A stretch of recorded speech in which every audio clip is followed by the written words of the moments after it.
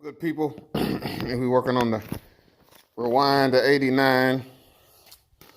Give this guy y'all some questions about where's the wiring, what do I do? All right, this is your ECM wiring. This harness was already done.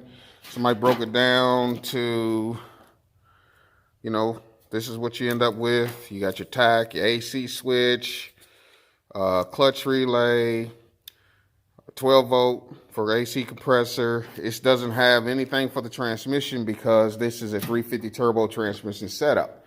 So it doesn't have any transmission controls to it, but you would have that.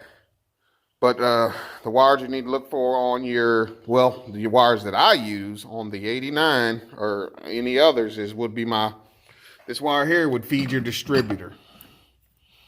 That would be your ignition for the distributor.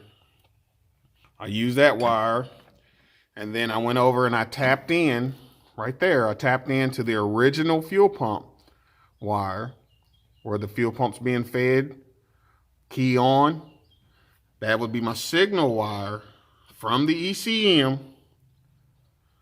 Signal wire from the ECM to the fuel pump, which powers the fuel pump on, not my signal, I'm sorry.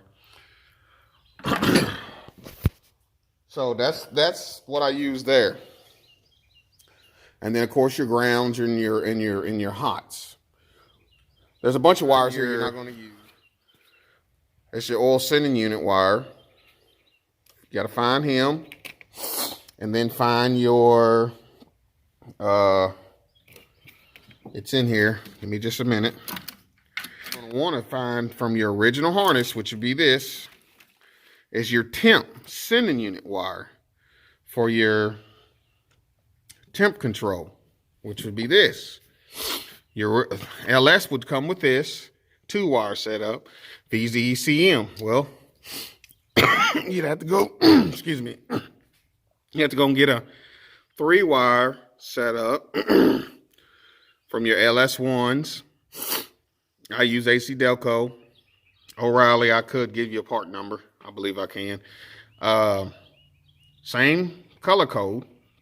You've got your stacked 2 wires, which is one's going to feed your ECM, and then your bottom wire, which on this one is black, that is going to feed your temp. Your temp gauge inside your car. So this, I'm going to have to cut this off, tap these two here, tap these into this original plug-in, and then this one is going to tap into the original temp wire. So the dash will see that the temperature is being monitored. And then over here on the alternator, you got to come off the back of your alternator, which is here. Come off the back of your alternator and feed it directly to your battery. And then your alternator should charge if these are turned on in the tune. The right ones are turned on in the tune. Then of course you got your mass airflow sensors going to go here. And what you see here is power, which is constant hot. And then you see ignition.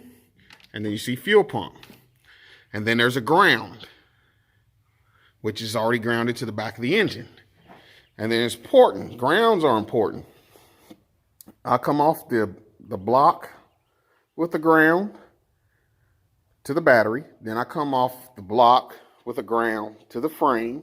And then I come off the block with the ground to the chassis. So everything sees the ground.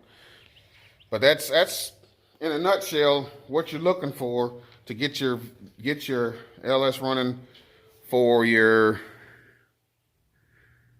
existing. Like I said, if you still got the wiring, you still got the motor in, and you know that you're going to pull the distributor out, there's going to be a hot wire from the distributor. Then you're going to have an ignition wire from the distributor. That ignition wire is going to be my ignition wire source for my fuse panel.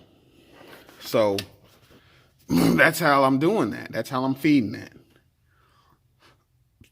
So then, like I said, the cab is powered up. Everything's being powered up as is. So this wire here may not be necessary. But I'm going to clean all this up, make sure what's going to be what, and I'll come back with a better looking view of this engine bay.